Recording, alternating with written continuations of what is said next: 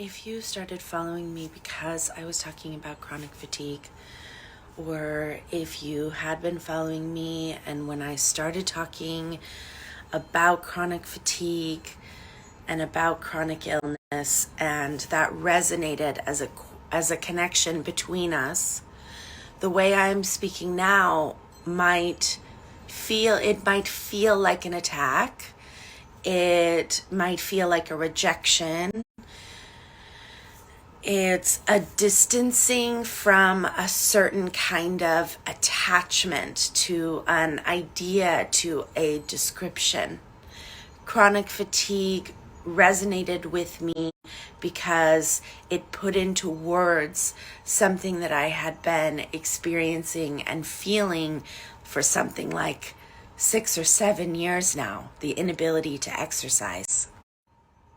Anyone who has a diagnosis like chronic fatigue, lupus, fibromyalgia, all of these conditions under the autoimmune, chronic, modern umbrella that you have to fight so hard to get to the diagnosis, to the moment when you describe.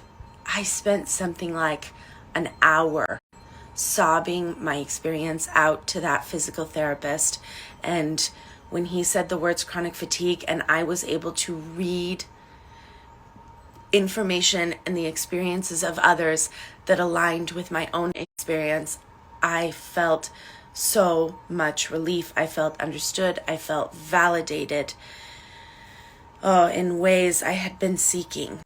I needed to take an intermission on my own messages just now because it was sunrise. I was jabbering away to you. I was sharing this beautiful thing happening to me, and I noticed that there were some blush colors outside the window, so I ran out there to see the sunrise. I started shooting, and I thought, maybe I can make a gift for my host. That's a pretty good one, yeah? Pretty good sunrise. Look what happened.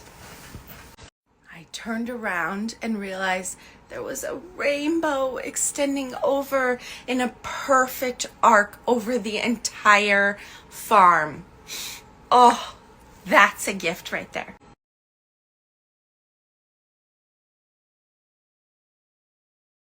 When I left Mormonism, something shifted in me. I've always been someone who is very passionate about her own ideas and beliefs. I live through passion and exploration and experience. I'm a type 7. I'm excitable. That's who I am to my core.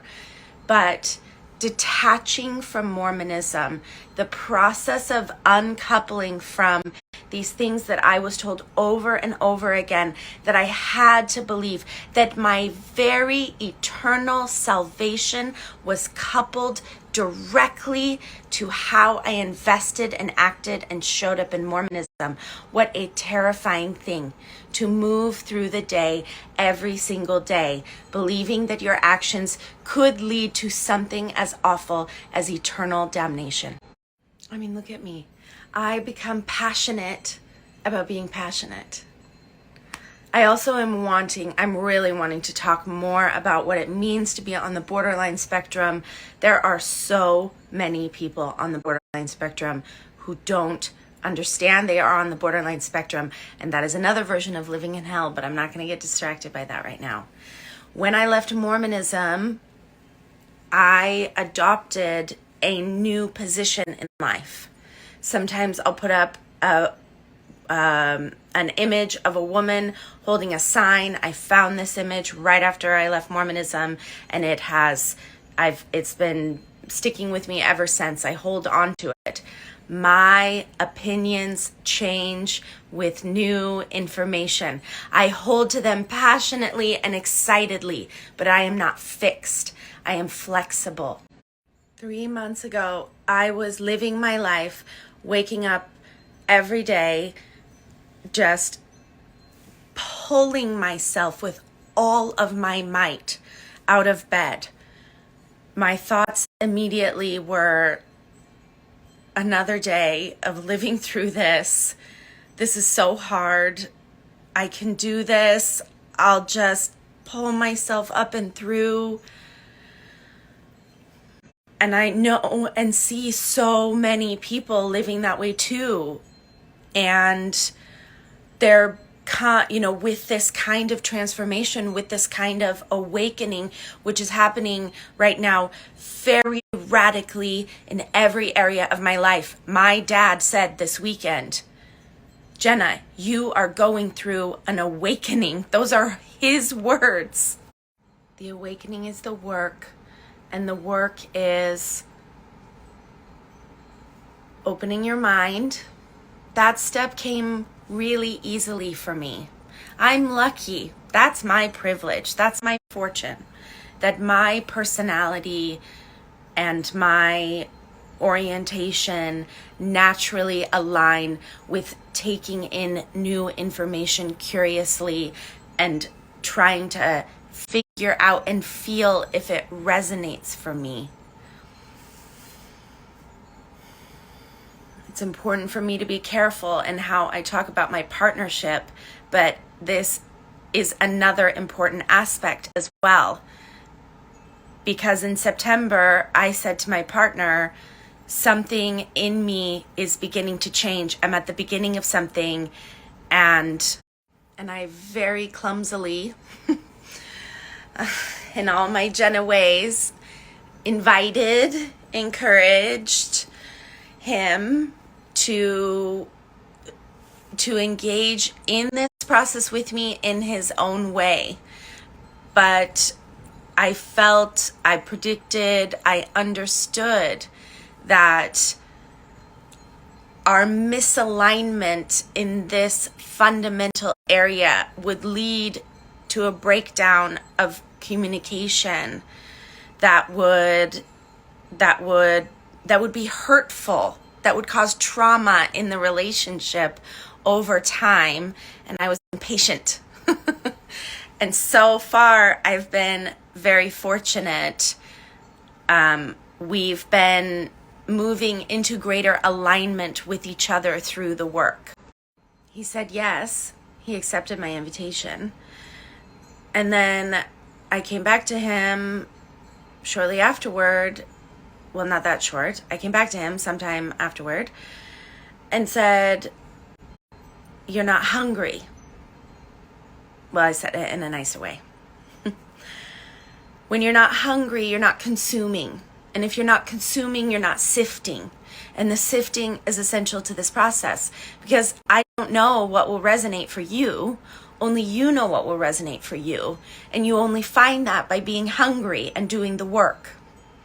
The work is how you feed your understanding. And as your understanding grows, you learn how to reparent yourself. There we go. Ha!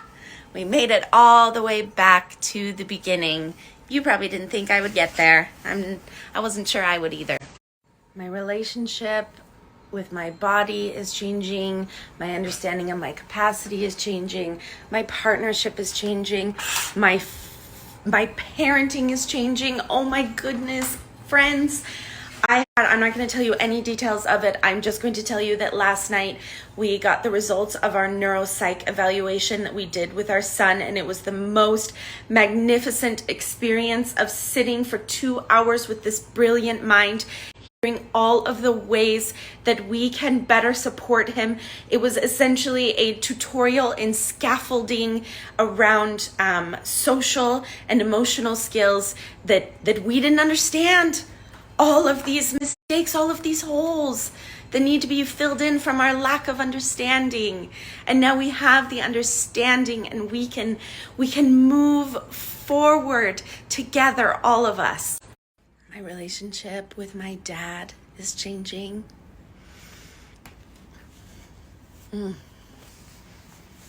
As he was leaving, we talked about how different it feels in this container that's being created.